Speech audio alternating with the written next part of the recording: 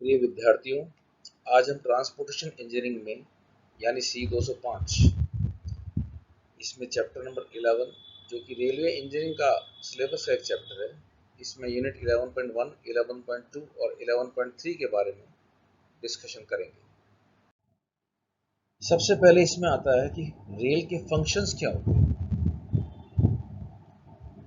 इसमें आपको एक रेल का ट्रैक नज़र आ रहा है जिसमें दो पटरियां नज़र आ रही हैं, पटरियों के नीचे स्लीपर्स नज़र आ रहे हैं, बीच में आपको बलास्ट नज़र आ रहा है।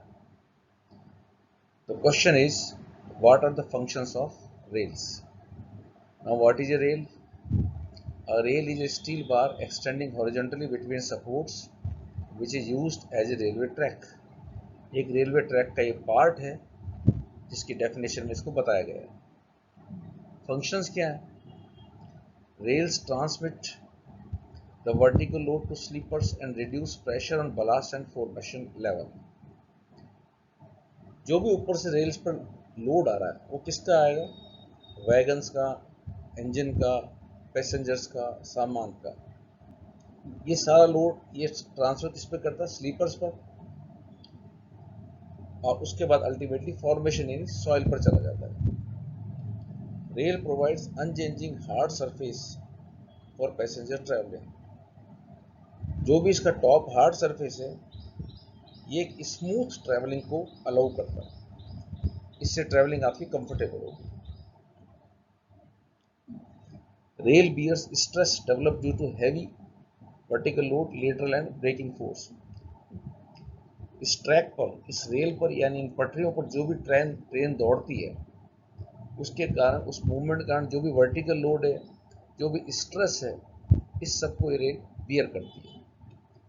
Rail material should be of good quality to reduce replacement. एक अच्छी क्वालिटी का होना चाहिए रेल मटेरियल, जिससे कि रेल्स में किसी तरह का फॉल्ट्स नहीं आए या बहुत जल्दी हमें इनको रिप्लेस नहीं करना पड़े। Requirement of rails. The section of rail should be such that the load of each wheel is transferred to sleepers without exceeding the permissible stress. Sleepers में जो परमिसिबल स्ट्रेस है उससे एक्सीड नहीं होना चाहिए। The section of the rail should be able to withstand the lateral forces caused due to moving trains.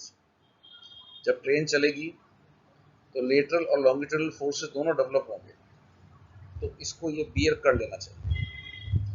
The underside of the head and top of the foot should be such that the fish plates may fit easily.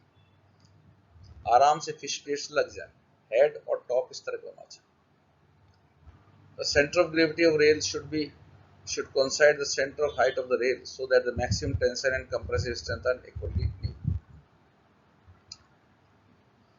यदि centre of gravity section के almost centre में होगी तो tensile और compressive stress लगभग बराबर हो जाएंगे, और यही हमें चाहिए। The web of the rail section should be such that it can safely bear the vertical load without buckling. Web क्या होता है? दोनों फ्लैंजेस के बीच का जो पार्ट है जो वर्टिकल है, तो इस तरह का होना चाहिए कि वर्टिकल लोड को आसानी से बियर कर सके। The head of the rail should be sufficiently thick to bear vertical wear. The foot of rail should have sufficient area, bearing area. क्यों? ताकि आपने जो रेल बिछाई है वो स्टेबिलिटी को मेंटेन कर सके। The section of rail should be such that the ends of two adjacent rails can be efficiently jointed. Trains जो रेल की पटरियां बिछाई जाती है वो टुकड़ों में बिछाई जाती है और उनके जॉइंट्स को जोड़ा जाता है तो हम आसानी से जोड़ सकें। The surface of rail table and gauge space should be sufficiently hard to resist the wear. The contact area between the rail and wheel flange should be as large as possible to reduce contact stresses. The specimen of rail should be able to withstand the blow of falling weight of test specified by the specifications. ये test में किया जाता है कि falling wait होता है उसको beer कर सके। The overall height of the rail should be adequate provide sufficient stiffness and strength as simply supported beam. Overall height इतनी होनी चाहिए ताकि स्टिफनेस उसकी और स्ट्रेंथ कंफर्टेबल पोजीशन में हो, बाद में किसी तरह की प्रॉब्लम क्रिएट नहीं हो। टाइप्स ऑफ रेल्स, कितनी तरह की रेल्स होती है? सबसे पहला इसमें आता है डबल हेडेड रेल्स। इसमें आप जो सेक्शन में फिगर देख रहे हैं उसमें अपर टेबल, इसका ऊपर का पार्ट जिसको फ्लैंज बोल रहे हैं, लोअर टेबल यानी लोअर फ्लैंज, ये बिल्कुल एक जैसे होते हैं। बीच में आपको इसके फ्लैंज बता रखा है और डायमेंशंस आपको सारी दे रखी है। इसमें अपर टेबल और लोअर टेबल बिल्कुल एक जैसे होते हैं। पहले ये माना जाता था कि अपर टेबल लगातार यूज करने से यदि इसका टॉप सरफेस खराब होता है तो इस रेल सेक्शन को हम अपसाइड डाउन यानी रिवर्ट करके काम में ले सकते हैं, यानी लोअर टेबल ऊपर आ जाएगा और अपर टेबल नीचे चला जाएगा। लेकिन ये कंसेप्ट बाद में इतना सफल नहीं हुआ, क्योंकि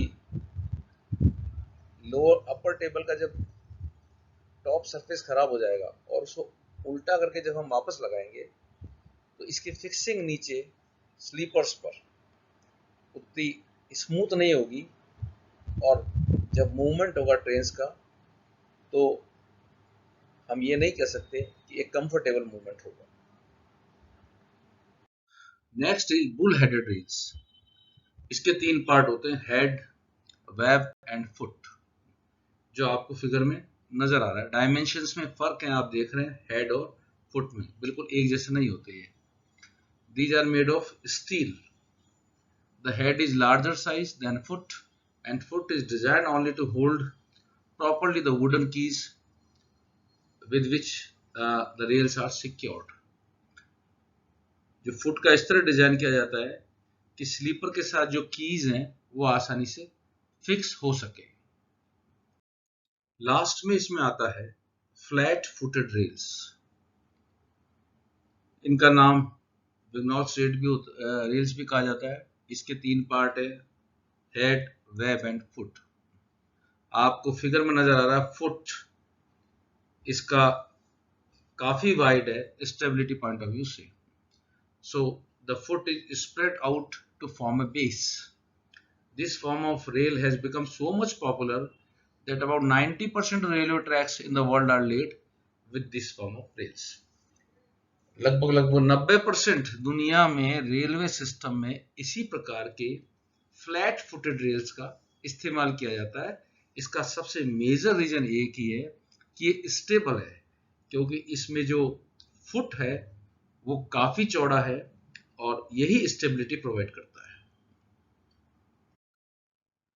ये एग्जाम में जनरली पूछा जाता है कि फ्लैट फुटेड रेल्स के कंपैरेटिवली एडवांटेज क्या क्या है, जो दूसरी तरह की रेल्स आपने देखी है, पढ़ी है। सबसे पहली बात है कि इनको आसानी से सिंपल की लगा के स्लीपर से कनेक्ट कर दिया जाता है। तो जो दूसरी यूनिट्स जिसको हम बाद में पढ़ेंगे, जिसको चेयर कहा जाता है, वो नहीं काम में आती। So that is why this system is economical. Second आता है, they are much stiffer both vertically and laterally. Lateral आप समझते हैं, perpendicular to longitude.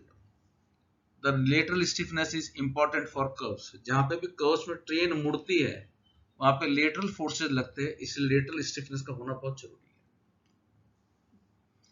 They are less liable to develop kinks and maintain a more regular top surface than the bull-headed surface. Top surface इसका खराब नहीं होता, दूसरों के comparatively एक स्मूथ रनिंग हमें हमेशा मिलती रहती है। They are cheaper than bull-headed rails. Cost wise भी एक कम है। The loads from wheels of trains are distributed over large number of sleepers, and hence large area which result in greater track stability. Long life of sleepers and rails, reduce maintenance cost, less rail failure and few interruption to traffic.